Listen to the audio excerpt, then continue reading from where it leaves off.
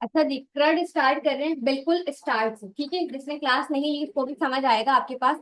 मैंने बताया था क्रड को परफॉर्म करने के हमारे पास दो तरीके हैं। पहला है आपके पास भाई कोड फर्स्ट अप्रोच, और दूसरा आपके पास क्या है, डेटाबेस फर्स्ट अप्रोच। ऐसे ही है, ये दो तरीके हम लास्ट क्लास में डिस्कस कर चुके थे। तो कोई भी तरीका आप यूज करो, कोड फर्स्ट अप्रोच का यूज करो या डेटाबेस फर्स्ट अप्रोच का यूज करो, आपको पहले तो डेटाबेस से कनेक्शन करवाना पड़ेगा। ऐसे ही तो इसके लिए स्टेप बाय स्टेप काम किया था हमने। वो स्टेप तो खैर मैं दोबारा नहीं लिख रही, वो लास्ट वाली वीडियो में आप देख लेना। यहाँ पे स्टार्ट कहाँ से करना है, सबसे पहला काम हमने क्या किया था, राइट क्लिक करके पैकेजेस इंस्टॉल किए थे। ठीक है, यहाँ से आके आपको ऐड के नीचे दिख रहा होगा मैनेज न्यूगेट पैकेजेस।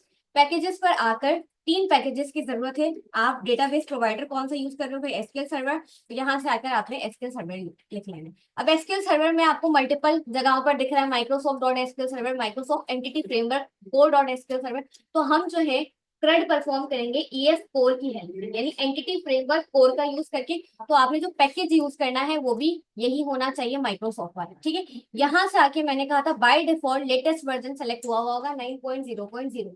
आपने अपनी एप्लीकेशन में देखना है कि भाई आपकी एप्लीकेशन किसके साथ कंपेटेबल है, और यहाँ से आकर सिंपल सेलेक्ट कर लेना है, किसको सेलेक्ट कर लेना है, क्योंकि हमने लास्ट टाइम भी किया था, किसको किया था भाई 3.1.1। यहाँ से आके 3.1.1 को चूज कर लेना है, आई एग्री आई एक्सेप्ट पर क्लिक करना है। ठीक है, देन नेक्स्ट हमारे पास क्या था जो कि माइग्रेशन में हमारी हेल्प करेगा, टूल्स। ठीक है, टूल्स में भी आकर किसको ढूंढ लेना, Microsoft dot entity framework core dot tools को। यहाँ से आकर अगर आप रीड करो तो भाई माइग्रेशन वगैरह करवाने के लिए आप इसका यूज कर रहे हो, तो स्क्रॉल डाउन करना है, यहाँ से भी 3.1.1 को देख लेना है कि कहाँ पर है 3.1.1। ये रहा इंस्टॉल हर एप्लीकेशन के लिए। अब जैसे कि मैंने यहाँ पर न्यू ऐप एप्लीकेशन बनाया है, तो मुझे दोबारा से करना पड़ेगा। ठीक है, टूल्स के बाद लास्ट है हमारे पास क्या भी, जो कि हमें फॉर्म्स वगैरह क्रिएट करके देगा, डिजाइन। ठीक है, यहाँ से आपने डिजाइन को चूज किया, और डिजाइन में भी हमें सेम वर्जन रखना है 3.1.1। ठीक है, हाँ एक सब पर क्लिक करना। अच्छा, अभी डेटाबेस से कनेक्शन या कुछ भी नहीं करवाया, सिर्फ और सिर्फ तीन पैकेजेस इंस्टॉल किए हैं। इंस्टॉल्ड हुए हुए पैकेजेस आपको कहाँ दिखेंगे, इंस्टॉल पर दिखेंगे। अब कुछ बच्चे यहाँ डिजाइन लिख कर बैठे हैं, इंस्टॉल पे आके कह रहे हैं कि मैं से एक ही नजर आ रहा है। बेटा लिखा हुआ है ना यहाँ डिजाइन, तो एक ही नजर आएगा। जैसे आपने डिजाइन हटाया तो तीनों पैकेजेस आपको नजर आ जाएंगे। ठीक है, सेट है, तीनों पैकेजेस नजर आ गए, डन हो गया। अच्छा, इसके अलावा भी पैकेजेस कहाँ देख सकते हो, डिपेंडेंसीज में आओगे, पैकेजेस का आपको क्या दिख रहा होगा, एक फोल्डर। यहाँ पर जो पैकेजेस आपने इंस्टॉल किए हैं वो तीनों पैकेजेस आपको यहाँ पर भी दिख रहे हैं। ठीक है, आप देखना चाहोगे कौन कौन से पैकेजेस ऑलरेडी इंस्टॉल्ड है, वो आपको यहाँ पर दिख रहा होगा। देन क्या कहना है भाई, मुझे मॉडल क्लास बनानी है। तो मॉडल क्लास बनाने के लिए, अच्छा मॉडल क्लास क्या होती है, दोबारा से अगर किसी को याद नहीं है, आपके डेटाबेस में मौजूद टेबल को रिप्रेजेंट करती है। ठीक है, तो डेटाबेस में जिस टेबल को माइग्रेट करवाओगे, टेबल मौजूद होगा तब माइग्रेट करवाओगे। कैसे, राइट क्लिक करना है, ऐड पर आना है, और क्या करना है भाई, क्या ऐड करना है, क्लास ऐड करना है। ठीक है, क्लास अपनी मर्जी से कुछ भी रख लो, मैंने कहा कि भाई मैं एम्प्लॉय रख लेती हूँ। यहाँ पर आकर आपके पास आपके टेबल का नाम लेट से एम्प्लॉय है। अब इसमें मौजूद जितने भी कॉलम्स होंगे उसका नाम आप यहाँ आकर लिख रहे होगे। ठीक है, किस तरह से PROP टैब टैब प्रेस करोगे, यहाँ पर आपके पास प्रॉपर्टी की डेटा टाइप आ गई, यहाँ पर आपके पास प्रॉपर्टी का नाम आ गया। मैंने कहा डेटा टाइप ID, ठीक है, इंटीजर सही है, और नाम मैंने क्या रखना है, लेट से ID रखना है। ठीक है, इसी तरह से मैं डिफरेंट प्रॉपर्टीज बना लूंगी। मैंने कहा भाई PROP टैब टैब, और यहाँ पर मुझे नाम के लिए जो है वो लिखना है, तो मैंने कहा कि भाई नेम की डेटा टाइप क्या होनी चाहिए, स्ट्रिंग, और प्रॉपर्टी का नाम नेम। ठीक है, इसी तरह से मल्टीपल फील्ड्स हम बना लेते हैं। नेम है हमारे पास, और क्या है भाई, ईमेल है, ईमेल के बाद क्या हो सकता है, एड्रेस, एड्रेस के बाद आपके पास क्या है भाई, यहाँ पर कॉन्टैक्ट। अब कॉन्टैक्ट है तो कॉन्टैक्ट की डेटा टाइप क्या होनी चाहिए, मैंने कहा भाई लॉन्ग। अच्छा, ID हमेशा कोशिश करना है कि माइग्रेट करवाने से पहले आप इसको क्या कर दो, प्राइमरी की डिक्लेयर कर दो। तो प्राइमरी की बनाने के लिए आपको यहाँ पर क्या लगाना पड़ेगा, की। ठीक है, जैसे ही की लगाओगे वो आपको एरर दे रहा होगा, तो आपने करना क्या है भाई, यहाँ पर आगे जैसे ही आपने की लगाया आपके पास एरर आ रहा है, आपने कंट्रोल डॉट कर लेना है, या आपको वो पहले से ही बल्ब का आइकन दे रहा है, इस पे आपको रीड करना है। बिल्कुल आंख बंद करके जो एंटर कर देते हैं कंट्रोल डॉट करते हैं, ये नहीं करना।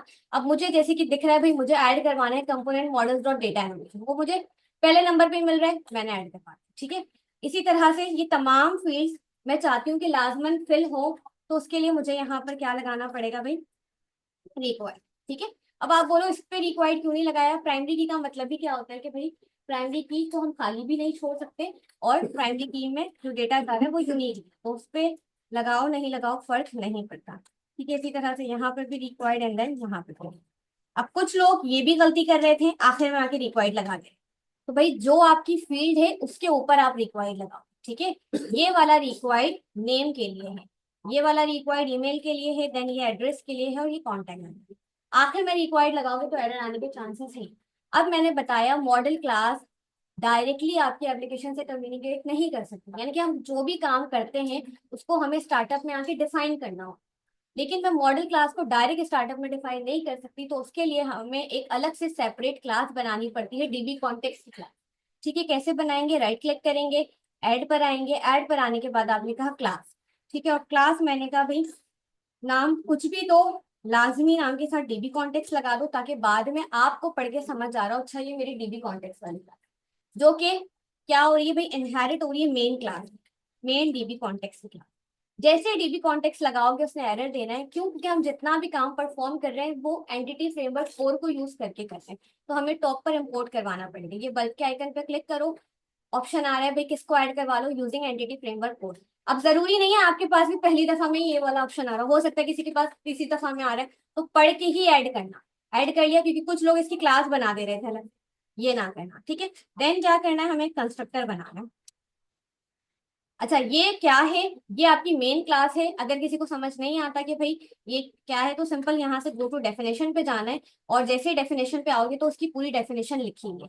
इस डीबी कॉन्टेक्स्ट के अंदर आपको एक कंस्ट्रक्टर मिल जाएगा। कंस्ट्रक्टर का क्या मतलब होता है कि जिस नाम से मेरी क्लास है उसी नाम से एक मेथड बना, जो कि इनकम्प्लीट होगा, इनकम्प्लीट किया हुआ है, यानी कि ये कंप्लीट नहीं है। तो जब भी हम इस क्लास को किसी क्लास के साथ इनहेरिट करवाएंगे तो उस क्लास की जिम्मेदारी होगी इस इनकम्प्लीट कंस्ट्रक्टर को कंप्लीट करना, ठीक है। तो अभी इनहेरिट मैंने किससे करवाया? माई डीबी कॉन्टेक्ट से। तो माई डीबी कॉन्टेक्ट इसका इंस्ट्रक्टर को क्या कर रहा होगा भाई? कंप्लीट कर रहा होगा। इसके अंदर डेटा किस तरह का आ रहा है ये खुद से लिखने की जरूरत नहीं है, ये आपने ये जो राइट क्लिक करके गो टू डेफिनेशन पे गए हो वो खुद ही बताएगा भाई इसमें डेटा किस तरह का आ रहा है। DB contact option, dB contact option का क्या मतलब है कि इसके अंदर जो डेटा आएगा वो हमारे पास क्या होंगे भाई? हमारी डीबी सेट्स होंगे, यानी डेटाबेस में मौजूद जो टेबल्स हैं उनको डीबी सेट कहते हैं। तो यहाँ आकर आपने सिंपल लिख दिया क्या भाई? डीबी कॉन्टेक्स्ट ऑप्शन, ठीक है, जो एज अ पैरामीटर क्या एक्सेप्ट कर रहा है? एक ऑप्शन। अच्छा यहाँ पर क्या सिर्फ ऑप्शन ही लिख सकते हैं? कुछ भी लिखो फर्क नहीं पड़ता, लेकिन वही वाली बात, प्रेफर ये किया जाता है कि आप ऑप्शंस लिखें। इससे फायदा ये होगा कि इसी सेम एप्लीकेशन पे कोई और डेवलपर काम करेगा तो उसको ऑप्शंस का वर्ड रीड करके समझ आ जाएगा कि ये आपने क्यों लिखा है। ठीक है, यहाँ तक आपका काम कंप्लीट है। अब डीबी कॉन्टेक्स्ट की क्लास में मैंने जितनी भी मॉडल क्लासेस बनाई है, अभी फिलहाल मुझे एक ही मिल रही है एम्प्लॉय के नाम से, सबको आके क्या करना है? मुझे ऐड करना है। किस तरह से ऐड करना है? PROP टैप टैप, ठीक है। यहाँ से डेटा टाइप हटाओगे, किस तरह का डेटा आने वाला है भाई? डीबी सेट, यानी डेटाबेस के अंदर जो भी टेबल्स हैं वो आने वाले हैं। उनका नाम क्या है? मैंने कहा मेरे पास क्या है भाई? एम्प्लॉय। इस वाली क्लास का हम क्या बनाएंगे? ऑब्जेक्ट। माय प्रॉपर्टी को हटाओ और यहाँ पर आकर क्या बना लो भाई? इस वाली क्लास का ऑब्जेक्ट बना। यहाँ पर आना है और यहाँ पर आकर बताना है कि ऑब्जेक्ट आपके पास क्या है? एम्प्लॉय के ही नाम से, ठीक है। एम्प्लॉयज के नाम से रख लो। अमूमन ऑब्जेक्ट जो है वो प्लूरल में बन रहा, ठीक है।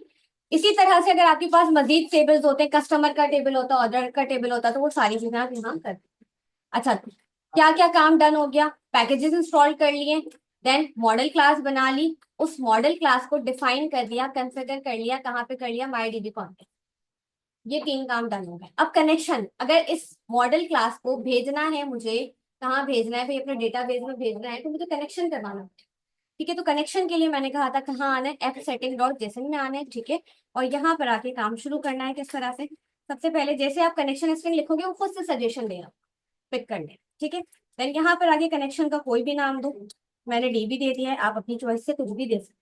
इसके बाद सबसे पहली चीज सर्वर इक्वल, कि आपके सर्वर का नाम क्या है, तो यहाँ से आना है और इस पे क्लिक करना है। देन सर्वर नेम यहाँ से कॉपी कर लिया, ठीक है, और यहाँ लाके क्या कर देना है भाई? सर्वर का नाम paste. Then semicolon, double quote एक ही दफा खुला है और लास्ट में एक ही दफा बंद होगा। उसके बाद डेटाबेस इक्वल, डेटाबेस का नाम क्या रखना चाहते? ठीक है, पहले बैच रखा था, अभी हम सिंपल B_2309A, ठीक है। उसके बाद क्या चीज रखनी है भाई? ट्रस्टेड अंडरस्कोर कनेक्शन, जो कि मैंने बताया कि अगर आप जिस डेटाबेस का यूज कर रहे हो वो किससे ऑथेंटिकेट है? वो विंडो से ऑथेंटिकेट है, तो आपको एक चीज ऐड करनी पड़ेगी, trusted underscore connection equal to क्या है भाई? ट्रू। लास्ट में क्या लगा दिया? सेमी, ठीक है। डबल कोट बंद हुआ हुआ है, बंद हुआ हुआ सेट, कनेक्शन भी हमारा डन हो। अब जितना भी काम हमने किया है, डीबी कॉन्टेक्स्ट की क्लास बनाई है, कनेक्शन स्ट्रिंग डिफाइन की है, वो सारी चीजें आगे कॉन्फ़िगर करनी पड़ती हैं, ऐड करनी पड़ती है स्टार्टअप, क्योंकि एप्लीकेशन चलती कहाँ से भाई, स्टार्टअप से चलती। स्टार्टअप में डिफाइन नहीं किया हुआ तो काम जितना भी कर लो वो ना करने के बराबर है। तो किस तरह से स्टार्टअप में डिफाइन करेंगे, सिंपल आपने कहा भाई सर्विसेज डॉट क्या ऐड करवाना है, मुझे डीबी कॉन्टेक्स की क्लास ऐड करवानी है। डीबी कॉन्टेक्स की क्लास का नाम हमारे पास क्या है, माई डीबी कॉन्टेक्स। ठीक है, तो ये खुद से लिख लेंगे माई डीबी कॉन्टेक्स। जैसे लिखोगे वो बोलेगा भाई माई डीबी कॉन्टेक्स किस फोल्डर में, मुझे तो पता ही नहीं है। तो आपने ये बल्ब का आइकन शो हो रहा है, बल्ब के आइकन पे जैसे ही क्लिक करोगे using web application 12 dot models, तो अगर मैं बोलूं कि भाई मेरे पास कहाँ पर है माई डीबी कॉन्टेक्ट किस फोल्डर में, मॉडल्स के ही फोल्डर में, तो आके इसको आपने पिक करना। जैसे पिक करोगे कलर आपके पास ग्रीन हो गया, सेट है।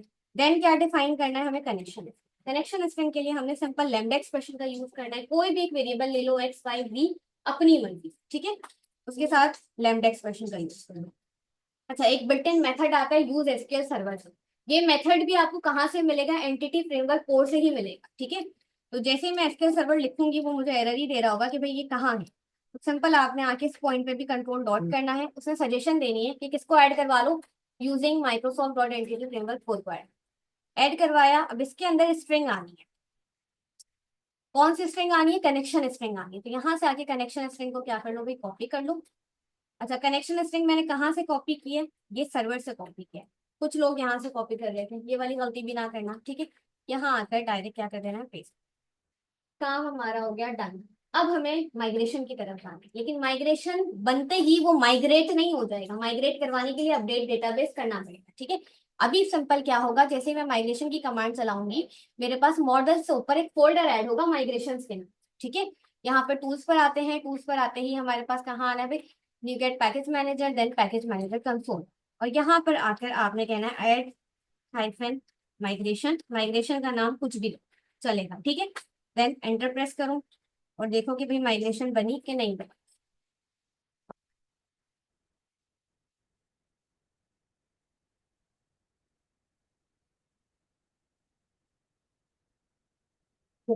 यहाँ पर माइग्रेशंस का आपके पास मॉडल्स के ऊपर फोल्डर ऐड हो चुका है और माइग्रेशन भी आपकी सक्सेसफुली बनी है। जो कीज आपने डिफाइन की थी कि भाई रिक्वायर्ड है, उसने कह दिया नलेबल फॉल्स, इसका क्या मतलब है, नाम जरूरी है, ईमेल जरूरी है। आईडी को हमने क्या बनाया था, प्राइमरी की, तो यहाँ पर इसने कहा कि भाई आईडी क्या होगी, ऑटो इंक्रीमेंट खुद ब खुद जारी होगी। और आकर अगर चेक करो तो आईडी को उसने यहाँ पर क्या कर दिया, पीके यानी कि प्राइमरी की डिक्लेयर कर दी, ठीक है। अभी यहाँ पर आपके पास डेटाबेस के अंदर आपका डेटाबेस नहीं आना। अगर आके मैं यहाँ से राइट क्लिक करूँ, रिफ्रेश कर लूँ और चेक करूँ कि भाई मुझे कहीं दिख रहा है, नहीं। यहाँ पर डेटाबेस में भेजने के लिए हमें क्या चलाना पड़ेगा, क्या लिखना पड़ेगा, अपडेट हाइफन क्या है भाई, डेटाबेस, ठीक है। यहाँ पर जैसे ही आप अपडेट हाइफन डेटाबेस लिखोगे, डन लिखा हुआ आ गया, इट्स मीन आपके पास क्या हुआ, आपके पास डेटाबेस यहाँ चल चुका। तो यहाँ तक काम तो लास्ट टाइम सबने कर दिया। डिवीजन करवाने का मकसद ये था कि किसी का थोड़ा हुआ था, किसी का बहुत लास्ट मोमेंट तक कोई कर रहा था, मसले आ रहे थे, तो स्टार्टअप डॉट सी एस नहीं होगा तो प्रोग्राम डॉट सी एस होगा। आपके पास 2022 है, 19 है। हाँ, तो फिर इसमें तो स्टार्टअप की फाइल ही नहीं होगी ना। नहीं प्रोग्राम की फाइल है, लेकिन इसमें काम नहीं करेगा, क्यों नहीं करेगा, मैं बताऊंगी। 2022 है, builder dot services dot add DB context करोगे हो जाएगा।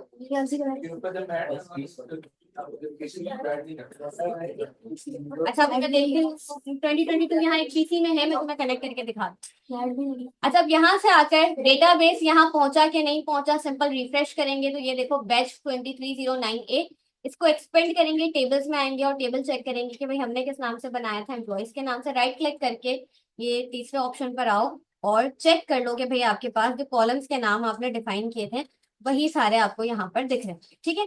आपने चेक करना है भाई, प्राइमरी की लगाई थी और डिफरेंट चीजें ऐड की थी, तो वो यहाँ कीज पे आओगे तो प्राइमरी की दिख रही होगी। सारा कुछ देखना है कि किस कॉलम में क्या लगाया है, कॉलम को एक्सपेंड करो, यहाँ से आप सारा कुछ इजीली रीड कर सकते हैं, ठीक है। यहाँ तक काम डन। स्लाइड क्लिक करना, राइट क्लिक करके ये आपके पास तीसरा ऑप्शन आ रहा है, सिलेक्ट टॉप 1000 रोज। जैसे इस पे क्लिक करोगे ये सारे कॉलम। अब हमारा काम क्या है कि भाई हमें क्या करना है, फॉर्म के थ्रू इसके अंदर डेटा आना चाहिए, क्योंकि हमारी वेब एप्लीकेशन में डेटा आता कहाँ से, फॉर्म से ही आता है। तो सिंपल करना क्या है, अगर आप जब भी पहली दफा वेब एप्लीकेशन बनाते हो आपको पता है कंट्रोलर बना बनाया मिलता है। यहाँ तक किसी को कोई कंफ्यूजन, कोई मसला, आगे बढ़ा रही है, जाहिर है ये तो पिछला कर लिया। PNC कनेक्ट करवाना है, नेट नहीं चल रहा ना, वायर निकाल के लगानी पड़ेगी। वो दानियाल के इसमें देख लो, पीसी में वहां पे भी नहीं चेक चल कर लो।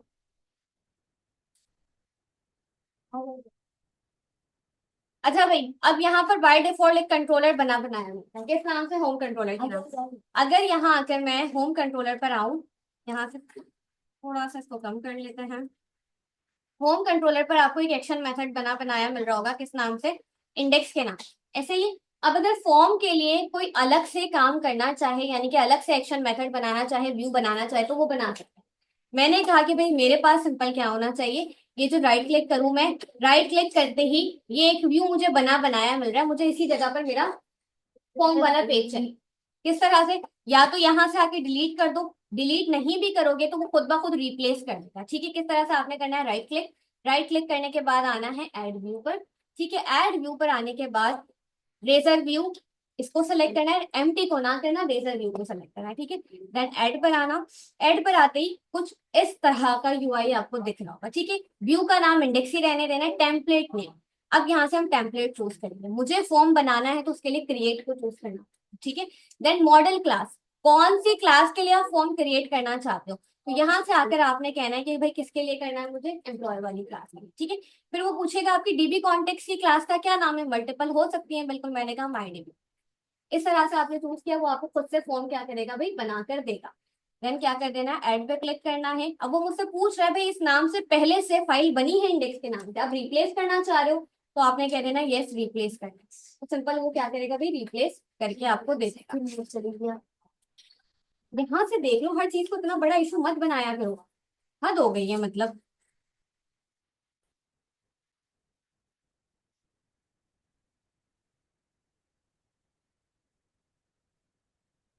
अच्छा दी, यहाँ पर आकर चेक करते हैं, पहले ये व्यू बन जाए।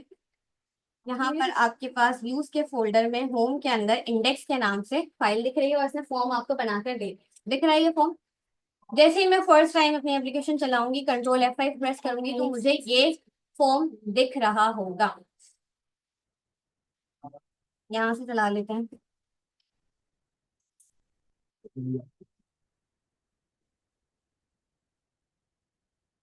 तो दो दो व्यू बने, दो दो व्यू नहीं बने, उसने रिप्लेस कर दिया, उसकी जगह उसने ये वाला व्यू बना दिया।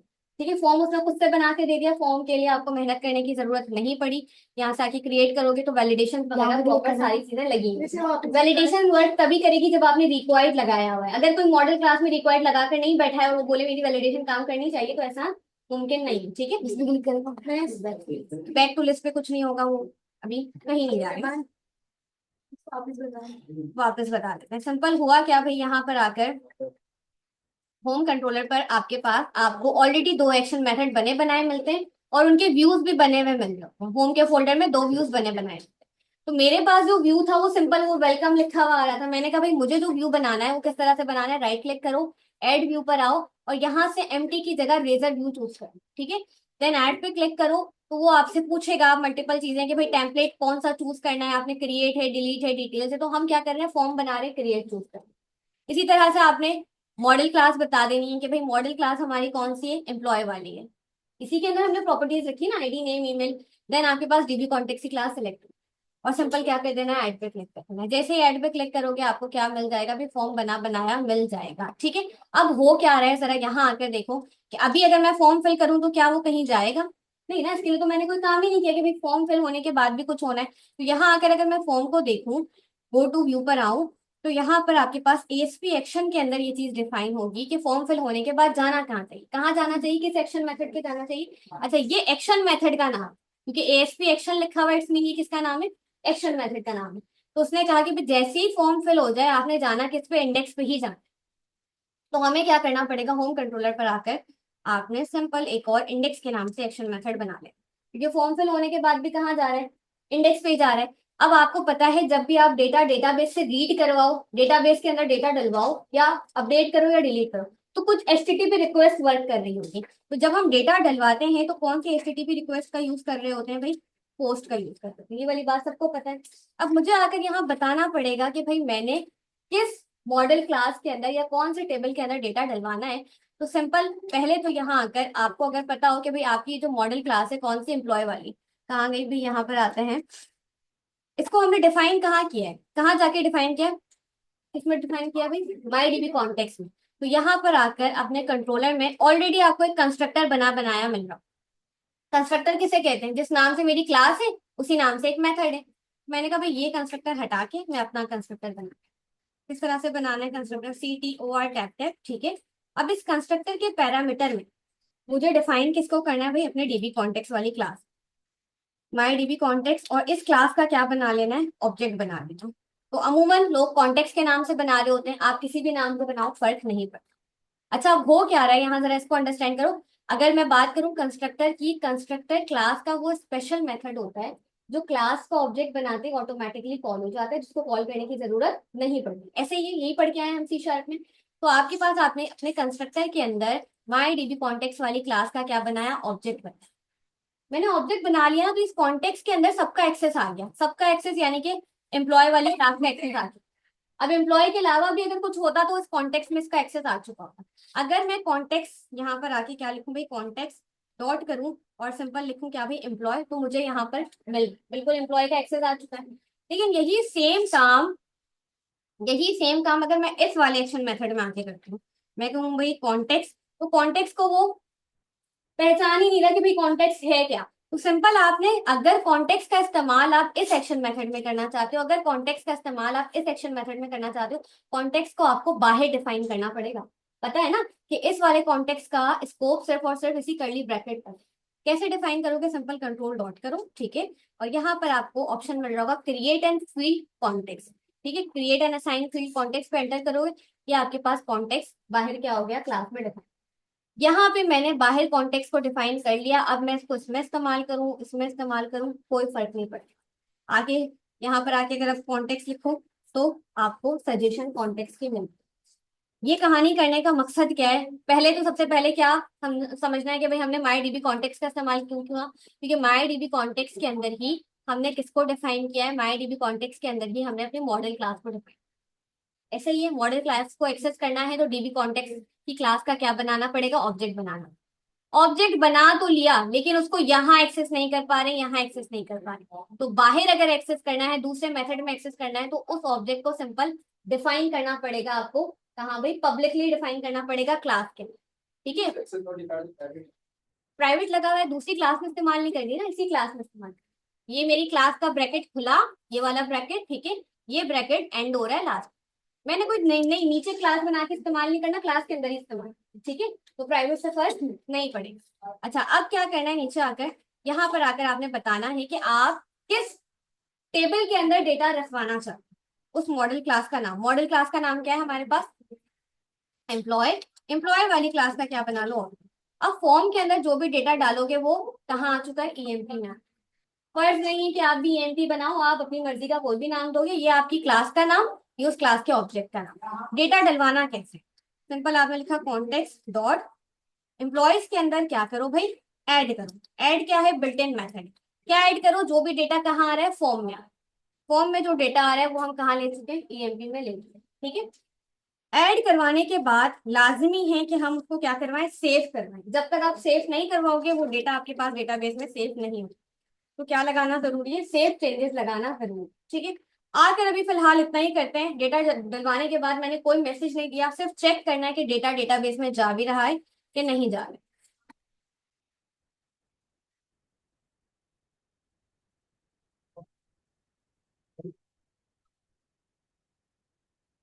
यहाँ पर आकर कोई भी नाम डलवा लेते हैं, यहाँ पर आकर मैंने एड्रेस डलवा लिया और कॉन्टेक्ट नंबर भी डलवाई, ठीक है। जैसे ही हम किस पे, क्रिएट पे क्लिक करेंगे, क्रिएट पे क्लिक करते ही इसी एक्शन मेथड पे रहने का कहा है, कहीं जाने का नहीं है। आके जस्ट चेक करना है कि उसको भाई राइट क्लिक करना है और एक बार चेक करना है कि आपके पास डेटा आया कि नहीं आया, डेटा सक्सेसफुली यहाँ पर आ चुका है। कोई मैसेज नहीं दिया इसलिए कोई मैसेज दिख भी नहीं रहा, अगर मैसेज दोगे data has been inserted successfully तो वो मैसेज भी आपको दिख रहा होगा। अच्छा अभी यहाँ पर, यहाँ तक की बात सबको समझ आती है, क्योंकि यहाँ पर ये वाली कहानी थोड़ी सी नहीं हो गई कि ये क्या था। ये मैंने सिंपल बताया कि भाई हमने क्या किया, आपने कंस्ट्रक्टर बनाया है, कंस्ट्रक्टर के अंदर अपने डीबी कॉन्टेक्स्ट को ऐड किया। इसमें कोई कंफ्यूजन है, ये समझ आती है सबको। कॉन्टेक्स्ट को बाहर डिफाइन क्यों किया, क्योंकि इसको मुझे इस एक्शन मेथड में एक्सेस करना है। ये वाली बात भी सबको समझ आती है। अब क्या करना है भाई, पहला पार्ट तो हमारा डन हो गया, क्रेड के अंदर क्या करवाने वाला पार्ट, क्रिएट करवाने वाला। क्रिएट के बाद हम क्या करते हैं, रीड करते हैं। ऐसे ही रीड पर आ जाए, कोई मसले वाली बात नहीं है, समझ आती है मतलब। यानी कि अब जो डेटाबेस के अंदर डेटा डलवाया है उसको मुझे रीड करना है, देखना है, क्योंकि हम अपने डेटाबेस का एक्सेस तो सबको नहीं दे सकते ना। आप एडमिन पैनल सेपरेट बनाते हो तो किस तरह से रीड करवाएंगे। रीड करवाने के लिए पहले आके इसको यहाँ से स्टॉप करते हैं। अब मैंने कहा भाई जैसे ही मेरे पास मेरा डेटाबेस के अंदर डेटा चला जाए और सेव हो जाए, देन आपने क्या करना है, ये वाला व्यू रिटर्न नहीं करना मुझे। अभी इसके लिए मैं व्यू बनाती हूँ पहले। यहाँ नीचे आते हैं और यहाँ आकर मैंने कहा भाई पब्लिक आई एक्शन रिजल्ट, ठीक है। और यहाँ पर आकर किसी भी नाम से बना लो, मैंने बना लिया शो के नाम से। यहाँ आके क्या बना ली भाई, बॉडी। अब यहाँ पर डेटा किसका आना चाहिए वो बनाना है। पहले व्यू बना लेते हैं। व्यू किस तरह से बनाएंगे, पहले लिख लेते हैं कि भाई ये जो शो वाला एक्शन मेथड है ये क्या रिटर्न कर रहा है, एक व्यू रिटर्न कर रहा है, ठीक है। जैसे रिटर्न व्यू लगाओगे एरर चला जाएगा। राइट क्लिक करना है, ठीक है। ऐड व्यू पर आना है। इसके लिए भी खुद से कुछ नहीं करना, आपने रेजर व्यू सेलेक्ट करना है, ऐड को सिलेक्ट करना है। देन यहाँ से आके किसको चूज करना है, टेम्पलेट। अब टेम्पलेट की बात आई तो कौन सा टेम्पलेट, लिस्ट की फॉर्मेट में डेटा चाहिए, लिस्ट को चूज करना है। मॉडल क्लास का नाम, कौन सी मॉडल क्लास का डेटा चाहिए, हमें चाहिए भाई एम्प्लॉय वाली मॉडल, ठीक है। यहाँ से लिस्ट ही को क्यों चूज किया, क्रिएट फॉर्म बना के देगा, डिलीट डिलीट के लिए काम करेगा, डिटेल्स का काम अलग है। एडिट हम जब अपडेट करेंगे, और एम्प्टी तो हमें लेना ही नहीं है, तो सिंपल किसको चूज करेंगे, लिस्ट को। देन यहाँ पर आके क्या कर लेंगे, एड कर।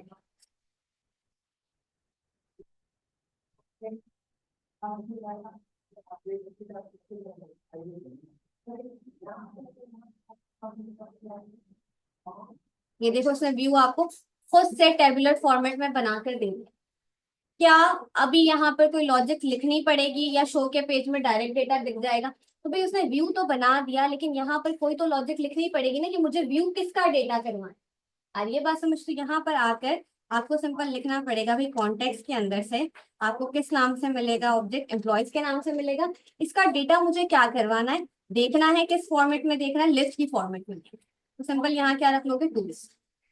टू लिस्ट की फॉर्मेट में जितना भी डेटा आया उसको मैं रखवा रही हूँ एक वेरिएबल में, ठीक है। मैंने कहा किस वेरिएबल में रख लो, डेटा के वेरिएबल, किसी भी वेरिएबल में रखवा लो। और जो भी डेटा आया है उसको कहाँ भेज दो, सिंपल व्यू में भेज दो। बस इतना लिखना, इसके अलावा कुछ भी नहीं लिखना। अब आगे यहाँ से चला कर देखते हैं भाई। अच्छा, क्या नाम है एक्शन मेथड का, शो। होम कंट्रोलर का शो वाला एक्शन मेथड चला। सिंपल यहाँ पर आते हैं और लिखते हैं भाई हमारे कंट्रोलर का नाम है होम, ठीक है। एक्शन मेथड का नाम है शो। तो ये देखो एक ही डेटा डलवाया था, ये एक डेटा आपको शो हो रहा है, ठीक है। और इसमें खुद से बटन वगैरह भी ऐड करके दिए हैं, ये आपको उसी पेज पर दिख जाएगा। एडिट के क्लिक करने पे वो किस पे जा रहा है, उसने खुद से आपको क्या करके दिया भाई, जैसे ही एडिट पे क्लिक हो, होम कंट्रोलर के अंदर एडिट के नाम से एक एक्शन मेथड होना चाहिए जो as a parameter ID accept करे। इसी तरह से डिटेल्स के लिए भी उसने सेम यही वाली चीज दी है, डिलीट के लिए भी उसने सेम यही वाली। ये तो जाहिर है हमें बनाने पड़ेंगे ना, वो सारा कुछ करके दे रहे हो, हम क्या करेंगे। हाँ? ये व्यू बना के दे दिया उसने, ये काफी नहीं है। और यहाँ तक बात समझ आती है, कोई मसला हो रहा है कि भाई नहीं समझ आ रही, सबके ऊपर से आ रहा है। हम्म ये क्रिएट न्यू पे क्लिक करने पर हम होम कंट्रोलर का क्रिएट वाला एक्शन मेथड चल रहा है, हम कहेंगे भाई क्रिएट ना चलाओ बल्कि किसको चला दो, इंडेक्स को चला दो। कैसे, यहाँ पर आके आपके पास पेज बना हुआ है, कौन सा पेज बना हुआ है भाई, शो वाला। इस पर आओ, इस पर आपके पास क्रिएट न्यू पे क्लिक करते ही वो किस पे जा रहा है, क्रिएट के नाम से एक्शन मेथड चला रहा है। हमने क्या कह देना भाई, इंडेक्स को चलाओ। तो वो कहाँ रिडायरेक्ट करवा देगा हमें, हमारे फॉर्म वाले पेज पे आ रही है बस समझ। जैसे क्रिएट न्यू पे क्लिक करेंगे, ये चीजें हमें खुद से अपने अकॉर्डिंग सेट करनी होंगी। तो ये बनाकर तो वो व्यू दे देगा, लेकिन चला भी वही पाएगा जिसको चीजें समझ आती हैं, ठीक है। तो यहाँ भी करें डायरेक्ट वही, ये देखो क्रिएट न्यू पे अब जैसे ही क्लिक करूंगी कहाँ रिडायरेक्ट, फॉर्म आप भी करेंगे। फॉर्म फिल कर लेते हैं, यहाँ से आके मैंने नाम खुद भी दे देते हैं, इसमा का डेटा जा चुका है अच्छा, और यहाँ से एड्रेस, और ये क्रिएट न्यू पे क्लिक करें। वहां जाने के लिए काम ही नहीं किया ना। अच्छा, वहां जाने के लिए काम क्या करना है कि आप बोलो जैसे ही मेरा फॉर्म फिल हो जाए मुझे डायरेक्ट कहाँ भेज दो, शो वाले पेज पर भेज दो। इसके लिए आपने सिंपल करना है, रिटर्न व्यू को हटा दो, ठीक है। रिटर्न व्यू की जगह क्या लिखोगे भाई, रिटर्न रिडायरेक्ट टू एक्शन। मुझे रिडायरेक्ट करवाओ, किस एक्शन मेथड पे रिडायरेक्ट करवाओ भाई, किस एक्शन मेथड पे रिडायरेक्ट करवाओ, शो वाले एक्शन। बस इतना करना है, तो फॉर्म फिल होते ही हम कहाँ रिडायरेक्ट हो जाएंगे, शो वाले एक्शन मेथड पे रिडायरेक्ट हो जाएंगे। आकर एक बार चला कर देखते हैं। हाँ बिल्कुल, इतना काम कर लें। बस ये रिडायरेक्ट किस तरह से होना है वो बता दे रही हूँ। चलिए, इसके बाद यहाँ पर आके कोई भी डेटा फिल कर लेते हैं रैंडम। जैसे ही हम फॉर्म फिल करेंगे, क्रिएट पे क्लिक करेंगे, रिडायरेक्ट हो जाएंगे। कहाँ रिडायरेक्ट हो जाएंगे? शो वाले एक्शन मेथड पे। शो वाले एक्शन मेथड शो का व्यू रिटर्न कर रहे हैं। ठीक है, बात समझ आती है? चलो भाई, इतना परफॉर्म कर लो पहले।